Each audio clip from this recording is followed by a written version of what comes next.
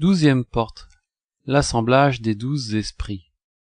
Tous s'apprêtent à franchir la dernière porte, mais devant celle-ci, le voile reste impénétrable, du moins quelques instants. Soudain, Carly, qui avait gardé la main posée sur le voile, bascule à travers et disparaît derrière. Aussitôt, les hommes comprennent que la porte est à nouveau ouverte. Tous la franchissent. De l'autre côté du voile, les hommes stupéfaits découvrent Camis gisant sur le sol, les jambes écrasées par un bloc de pierre énorme qui le tenaille jusqu'au-dessus des genoux. Devant eux s'élève une montagne de pierre dont le sommet culmine à environ 150 mètres. La pente est abrupte. Elle n'est constituée que de blocs de pierre amassés les uns sur les autres, dont certains possèdent des côtés lisses et droits. « Empressons-nous de le dégager, dit Jacques. Il ne peut être pas trop gravement blessé. » Alors Watt intervient et du fluide de ses bras soulève le rocher qui ne doit pas faire moins de 4 ou 5 tonnes. Il le repose plus loin. Alors, Sophis fait son diagnostic sur l'état de Camis. Rapidement, il se retourne vers Jacques. Ses 2 jambes sont totalement écrasées. Il n'y a pas d'autre solution que de les amputer. Aussitôt fait, Sophis, comme pour Watt, passe à l'acte. Pour les 2 jambes, cela ne dure que 2 minutes. Camis reste inconscient pendant 4 heures, puis revient à lui. Il ne s'est pas rendu compte de ce qui lui est arrivé, car il a perdu connaissance lorsque la roche lui est tombée dessus. « J'ai dû tomber, dit-il. Je ne sens pas trop mes jambes. Est-ce que quelqu'un peut m'aider à me relever? Je suis un peu faible. » Alors Novam s'approche de lui. « Mon cher Camis, je dois te dire que tu as eu un accident et Sophis a dû t'amputer les 2 jambes. Mais sache que là, où nous allons, elles ne seront pas forcément nécessaires. » Camis se redresse et voit ses cuisses recouvertes d'une étoffe. Mais ses pieds ont disparu. Il ne peut retenir ses larmes, car il s'en veut d'avoir été impatient de franchir la dernière porte. Jacques le rassure et pense que malgré tout, cet accident était fort probable pour l'un d'eux, car vu l'amas de roches, les accidents de ce type sont un risque majeur. « Mais comment allez-vous faire pour continuer ce périple avec moi ?» répond Camis à Jacques. « Je peux juste ramper avec mes bras. »« Nous te porterons en nous relayant, nous ne t'abandonnerons pas. » Pendant ce temps, Idriss et Argousin sont allés en repérage pour voir s'il y a une sortie au bout. Les voilà de retour maintenant, mais pas du côté où ils sont partis. Idriss interpelle l'équipe. Cette cavité géante est sans issue. « Mais nous ne pouvons rester ici, intervient Yes. Il doit bien y avoir une solution. » Yes demande à Camis. « Toi qui nous as conduits à travers cette porte, tu n'as pas une idée ?» Jacques n'apprécie pas la remarque, car leur ami a eu un choc formidable, et il n'est pas prêt à répondre, mais Camis dit « Je suis très fatigué. Cherchez sans moi. Je verrai lorsque je serai reposé. » Et il s'endort contre la pierre qu'il a réduit en cul-de-jatte. Novam reste auprès de Camis ainsi que Jacques. Mais il se pose des questions. Pourquoi, lorsqu'Alov Jaman nous a parlé de la 12e porte, a-t-il vu des femmes à l'intérieur, alors que nous n'avons rien vu de tel? Je pense qu'il a vu ces êtres dans une partie inexplorée qu'il a prise pour celle-ci. Mais il y en a peut-être d'autres que nous devrons découvrir. Mais il faut que cela cesse. Nous ne pouvons passer le reste de notre vie dans ces trous. Je veux sortir. Mon cœur me porte à retrouver Aqualus, sans oublier Noès qui nous attend, dans je ne sais quelles conditions, avec un enfant qui ne demande qu'à naître maintenant. C'est terminé. Il faut sortir. Arrêter ces expériences qui pourraient à la longue nous rendre tous fous. Voilà quelque chose de concret qui sort de ta bouche, Jacques. Je suis heureux que tu veuilles prendre en main les opérations. Que veux-tu dire? Sortons d'ici tout d'abord, je te dirai ensuite ce que tu as à faire. Camis dort 3 périodes complètes sans se réveiller. Il semble récupéré par un long sommeil. Jacques, qui restait auprès de lui, est enfin heureux de le voir ouvrir les yeux. As-tu pu récupérer? Est-ce que tu ne souffres pas trop? Je te remercie de prendre soin de moi, mais finalement, Novam a raison. Certainement mes pieds ne seront pas d'une grande utilité là où nous allons. Avant que je m'endorme, Yes m'a posé une question. C'est un ami, en même temps qu'un collègue. Je ne lui en veux pas de s'être précipité pour me demander de trouver l'issue de cette grotte. Moi-même, n'ai-je pas été trop rapide pour ouvrir une porte? Rassemblons nos amis. Je vais leur ouvrir la 12e porte, même si elle ne l'aura pas donné immédiatement, l'âme sœur, comme le proposait Alov Jaman. Jacques se lève et part chercher les hommes dispersés pour les réunir autour de leur ami. Quand ils sont enfin rassemblés, Camis leur dit: « En tant que mécanicien, j'ai toujours assuré le bon fonctionnement du vaisseau sur lequel nous sommes embarqués. Je connais chaque détail de l'astronef. J'ai repéré tous les éléments. Rien ne m'échappe. Si même une vis m'était inconnue, je vous mettrais en danger. La mécanique, pour moi, est une passion. J'ai toujours ressenti les machines, les constructions, rien qu'en les touchant. Je les connais sur le bout des doigts. Je n'ai pas besoin de livres, de modes d'emploi. L'âme qui les a construites me parle directement. C'est pour mon intuition et mon sens des techniques que le commandant Starker m'a choisi. Aussi, j'ai eu la chance de dormir tout à l'heure contre la roche, celle qui m'a mutilé, mais cela non sans raison, car à son contact, j'ai ressenti ce qu'elle contient, et je connais tout de cette pierre, et même des autres. Qu'est-ce que ce tas de pierres a à nous dire? Demande Sésame. Justement, ce qu'elles m'ont dit, c'est que toutes ces roches formaient auparavant une construction parfaite. Une catastrophe les a séparées, et elles se sont effondrées sur elles-mêmes, ne donnant plus qu'un empilage informe. Notre rôle est de reconstruire cet édifice tel qu'il était avant la chute de ces monolithes. Comment pourrions-nous faire pour rebâtir un quelconque ouvrage? Demande Yes. Nous ne sommes qu'un peu plus d'une dizaine d'hommes pour des milliers de tonnes de pierres, et leur nombre est considérable. Il nous faudra plus de 1000 ans pour cela. Non, Yes, avec 12 paires de mains, 12 cœurs, il nous faudra quelques instants. Novam, je ne veux pas vous solliciter, mais soyez le témoin de ce que nous, les hommes d'équipage du Conquérant, nous pouvons réaliser. Novam acquiesce et prend un peu de recul. Maintenant, mettons-nous au travail. Nab, Carly, venez me soulever, afin de me hisser à votre hauteur. Je n'ai pas votre grandeur d'âme. Watt, donne-moi ton bras droit et pointe-le vers les pierres, car celui-ci va nous aider à les soulever, et tu nous transmettras ta force. Yes, donne-moi ta main droite. Ton sens de l'orientation va nous être très utile pour déceler la véritable position de chaque roche. Argousin, tiens la main de Yes. Ta vue nous aidera à trouver chaque élément. Rodulphe, prends la main d'Argousin. Ta puissance de calcul nous donnera la rapidité et le contrôle des déplacements de toutes les pierres. Sésame, tiens Rodulphe, tu nous donneras la nourriture dont nous aurons besoin, car l'effort sera grand pour nous tous. Idriss, ta grande connaissance des roches, de la géologie, est pour nous d'un grand secours. Sans toi, nous ne pourrons les assembler. Sophis, tu es un grand guérisseur pour notre corps. Guéris ce monolithe aujourd'hui en miettes. Pense ses plaies, ses fissures. Il nous faut un pilote hors pair pour réaliser ce travail. Alov, rejoins-nous et prends la main de Sophis. Tu seras le chef d'orchestre de ce grand ballet de pierre. Ah! J'oubliais le 12e homme. Jacques, rejoins-nous. Nous avons besoin d'un cœur pur pour nous donner le courage de réaliser l'ouvrage. Prends la main d'Alov Jaman. Novam, le 13e élément, celui qui assure la liaison entre nous tous et l'inconnu que nous recherchons. Donne la main à Jacques, qui nous a, malgré lui, guidés jusqu'ici. Maintenant que nous sommes tous unis, que la 12e porte dévoile son mystère. Alors, l'incroyable se réalise devant eux, par leur intelligence, leur connaissance et leur force. Les pierres commencent à se soulever et à se déplacer de plus en plus vite. Chacune cherche sa place, se retourne, alors l'assemblage se réalise. Pendant des minutes et des minutes, dans un souffle de roches, s'intercroisant les unes les autres, à des vitesses inestimables, la forme se manifeste. Jacques comprend maintenant que la construction détruite sur Képhren se rebâtit devant lui. La pyramide dans laquelle Gaélide les avait conduits se reforme devant eux. La même apparence, cette construction vide et puissante à la fois. Il la voit sous un autre angle. Alors il se remémore Cléonis et revoit Starker et Aqualus auprès de lui.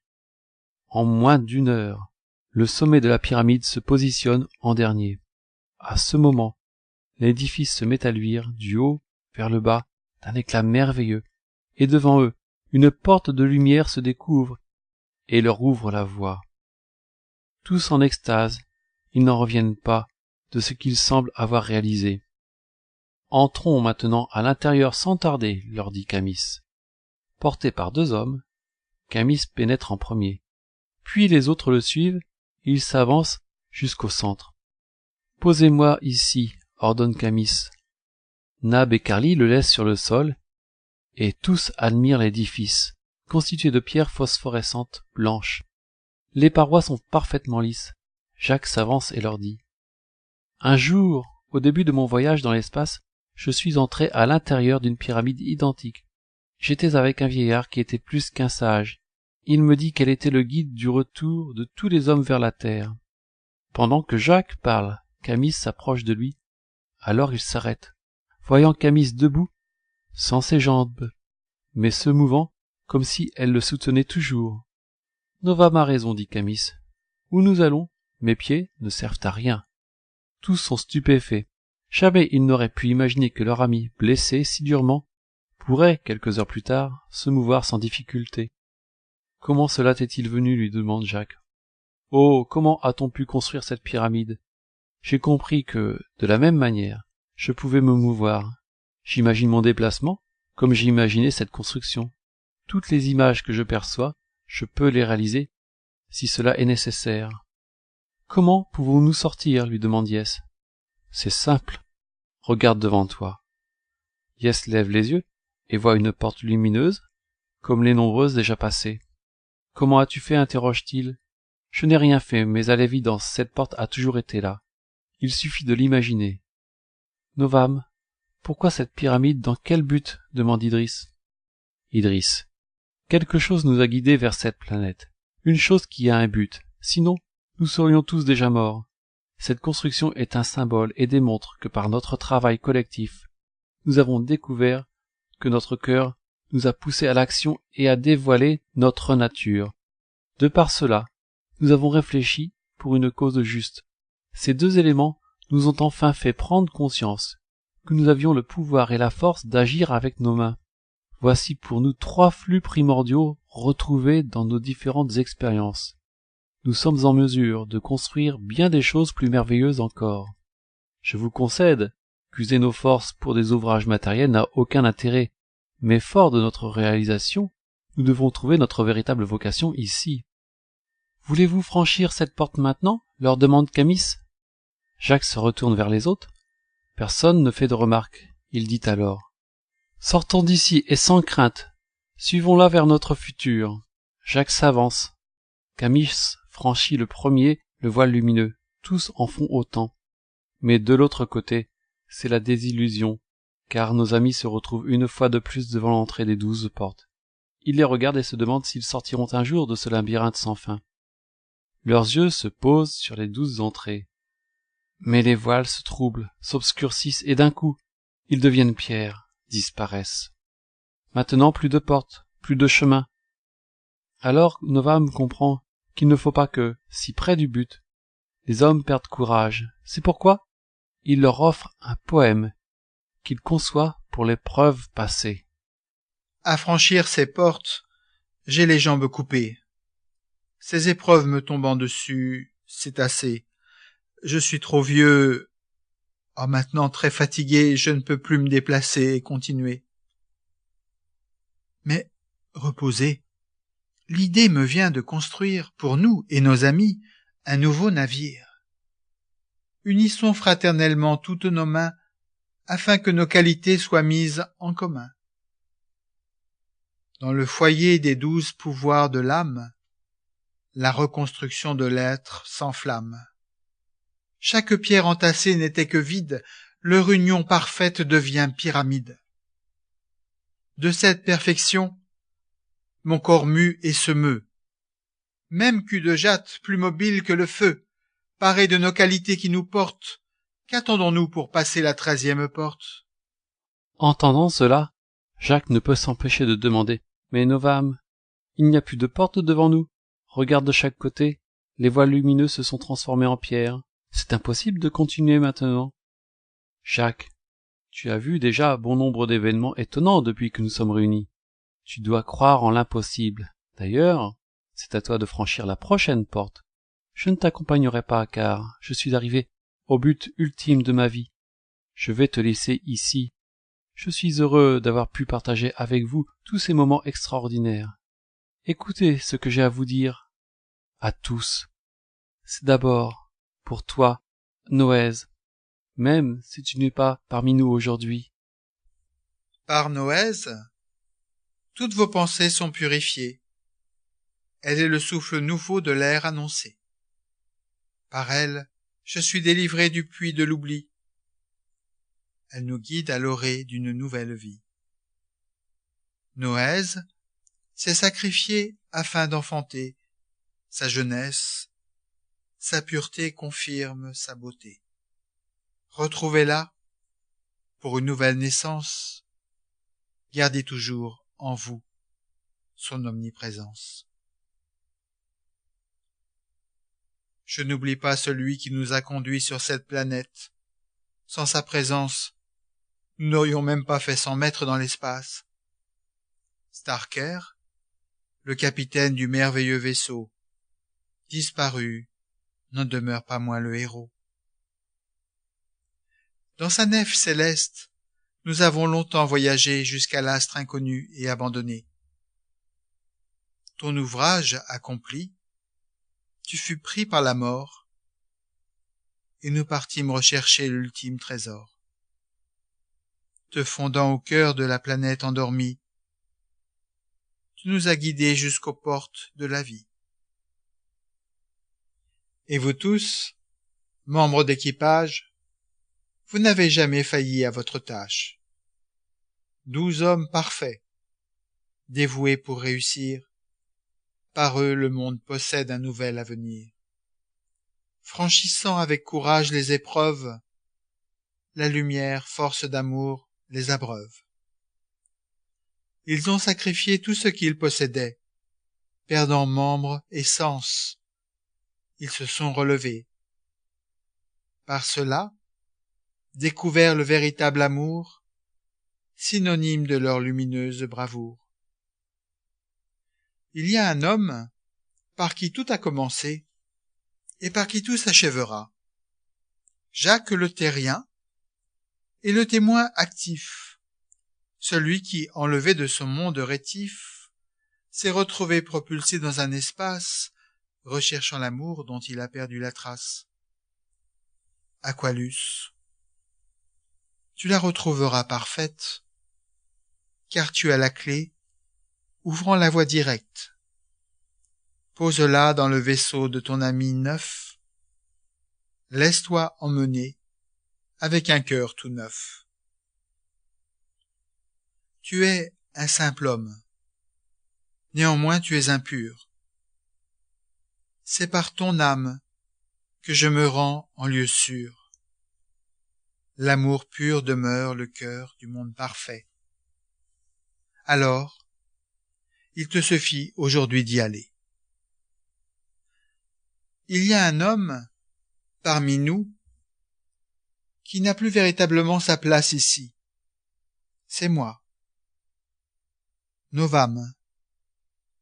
Car j'ai été le grand dictateur, et je me suis cru longtemps le maître des étoiles, alors que je n'en suis que serviteur.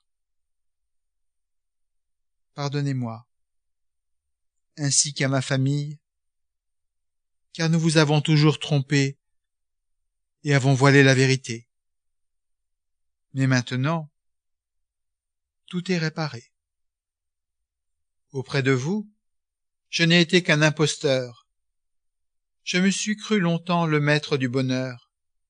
Alors, je dois disparaître de la sorte, afin que s'ouvre à vous une nouvelle porte. Au revoir, tous mes amis qui m'avaient reçu, me considérant comme un être de vertu. Rendez-moi à ma véritable vocation, qui est de donner l'amour dans toute direction. Jacques a écouté avec une grande attention tous les vers que Novam leur racontait. mais il ne peut admettre que leur ami puisse les quitter. Alors il lui demande « Mais où iras-tu si tu nous quittes maintenant? Nous n'allons pas nous séparer, cette galerie est sans issue. » « Mais Jacques, c'est pour vous tous que je disparais. » Sur ces mots, le corps de Novam semble s'enflammer de toutes parts, mais c'est une lumière intense, aveuglante qui le consume en quelques instants devant tous les hommes. Il n'y a plus qu'une boule de lumière, le corps de Novam a disparu, fusionné en une sphère lumineuse qui d'un coup file sur le mur où une excavation semblait figer une amorce de grotte entre les 12 portes maintenant refermées. Et s'éclatant à l'intérieur, instantanément, elle forme devant leurs yeux une porte qu'ils n'avaient jamais vue. Jacques s'exclame. La 13e porte!